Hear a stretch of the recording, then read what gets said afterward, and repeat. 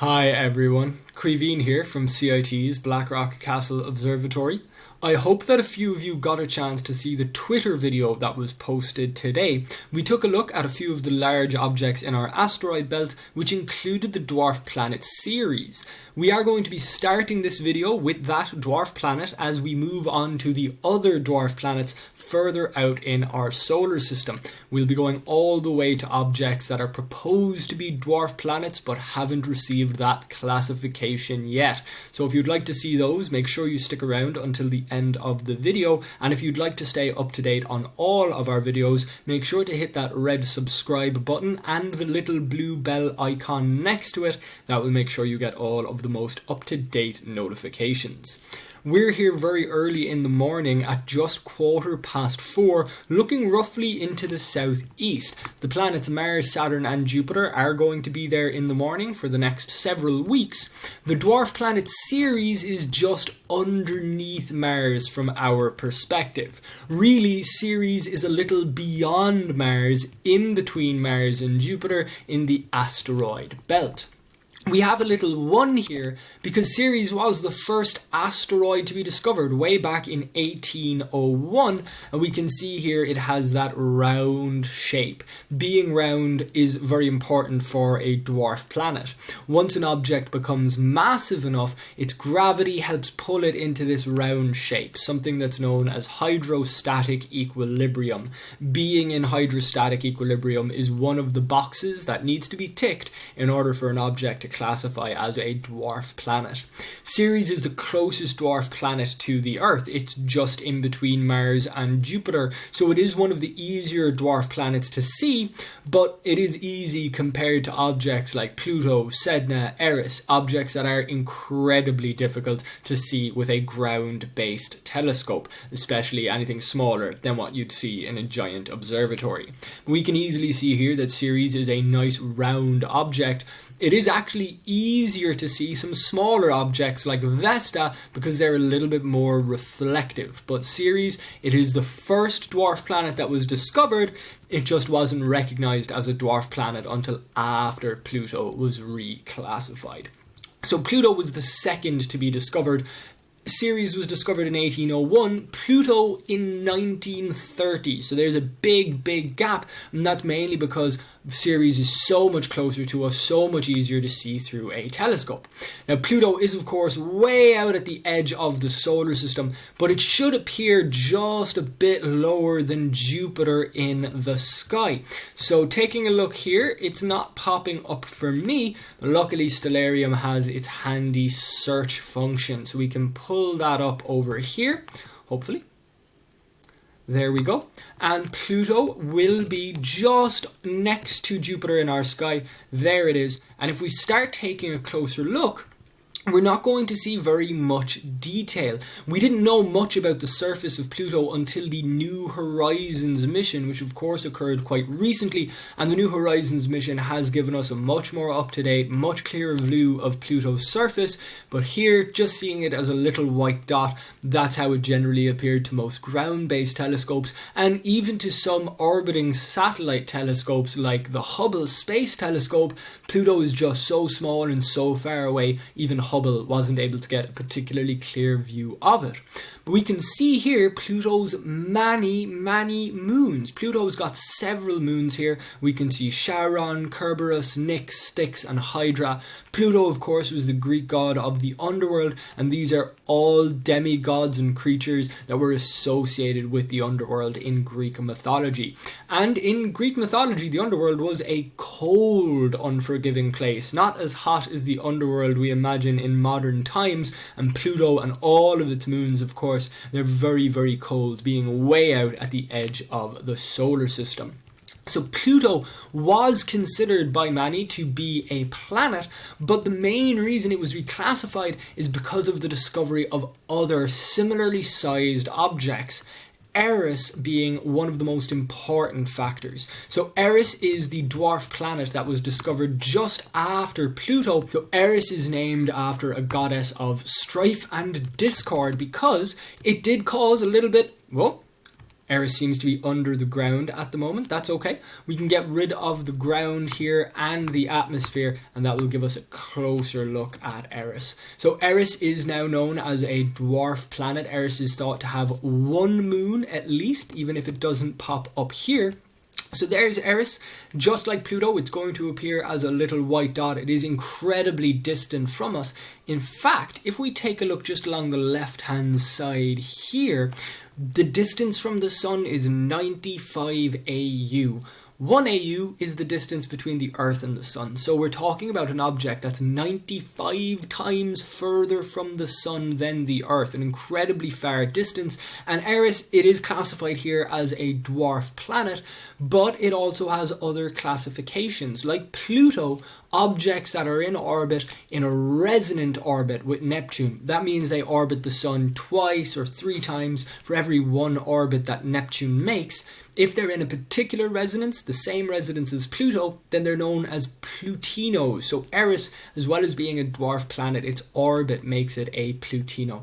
So there's Eris. Eris is out of view at the moment. You'll see as we zoom back out here, it's very near to the Sun from our perspective at the moment, so it won't come over our horizon until the Sun is also coming over our horizon, and that will serve to block it from view.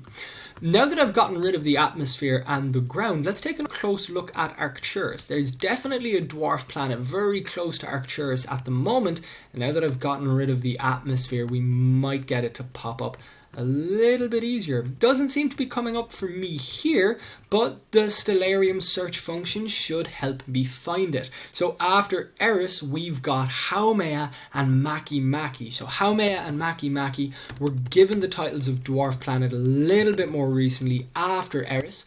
So there's Haumea, very, very close to Arcturus. Haumea and Maki aren't named after ancient Greek characters like so many of the other objects we see in space. They come from other languages from around the Pacific Ocean, which means they are pronounced a little bit differently to how we might expect. So there's Haumea, it's here at about 50 AU away. Haumea was very, very difficult to spot, and when it was first spotted, its round shape wasn't certain. Being in hydrostatic equilibrium is one of the main boxes that an object needs to tick. Another very important box is that it has to directly orbit the Sun. So even though some moons, like our moon and Titan, rival these dwarf planets in size, they don't directly orbit the Sun. They orbit planets instead, and that disqualifies them. So there's Haumea. We'll move on to Maki, which should be, well, it was very close to a tree on the horizon. So if I bring back this atmosphere, it should be just over here, just above this tree from my perspective in this issue of Stellarium. We'll search for it just in case. They are very, very distant objects, which can make them very difficult to spot. And I know how this is spelled. It looks like it should be pronounced make, but due to the language that it comes from, it is pronounced Maki.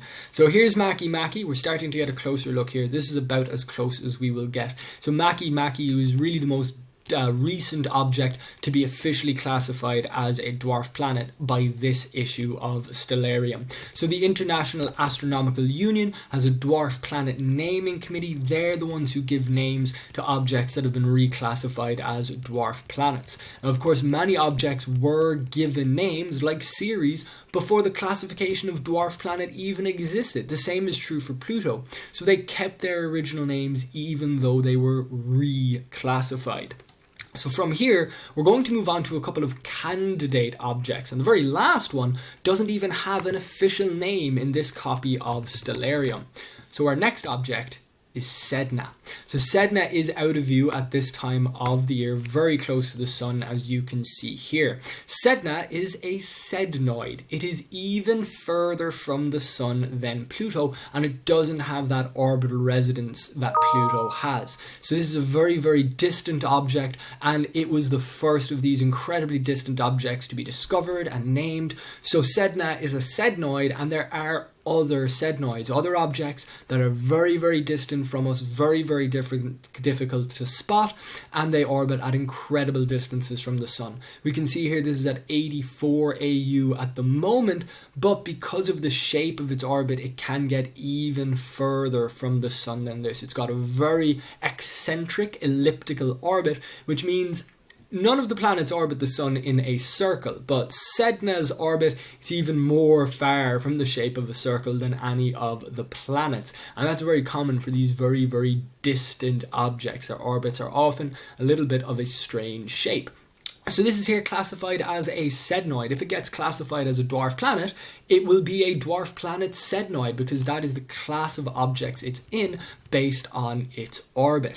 Now the next object has one of my favorite names out of the dwarf planets. Pluto is a fantastic cartoon character, but Orcus is a great character from mythology as well. So here we go, moving on to Orcus, incredibly distant from the sun. It's a plutino, so it's in a very similar orbit to Pluto. And here we go, here is Orcus. Just like so many of these objects, it appears as just a white dot. There's not really any detail we can see, though hopefully in the future we will be able to send probes out to these distant objects. The next object isn't given an official name. It was discovered in 2007, and it was discovered in the second half of July, which is marked with an O. Out of the 10 cycles times the place of R in the alphabet, this object was discovered. So these designations here, 2007 OR10, the O, the R, and the 10 is to help us see when this object was discovered. It was discovered in the second half of July, and how many cycles of observation we had to go through to discover it. So 10 times R's place in the alphabet. Luckily, this object now has a name. It's a scattered disk object, so another class of object similar to a sednoid, a plutino. This is an object that's incredibly far from the sun, and its new name is Gong Gong. So similar to Maki, it's got one of those reduplicated names, Gong Gong. So Gong Gong, there's a very good chance it will be classified as a dwarf planet in the near future. So by looking at these different objects very far from the sun, we've seen that they get various different classifications based on where they are and how they orbit. If they orbit like Pluto, they're a plutino. If they orbit like Sedna, they're a sednoid. And if they're way out at the edge of the solar system in a scattered collection of rocky objects, they're a scattered disk object like Gong Gong or 2007 OR subscript 10. I think Gong Gong is a slightly catchier name than 2007 OR subscript 10, so hopefully Gong Gong will be made truly official as a dwarf planet in the near future.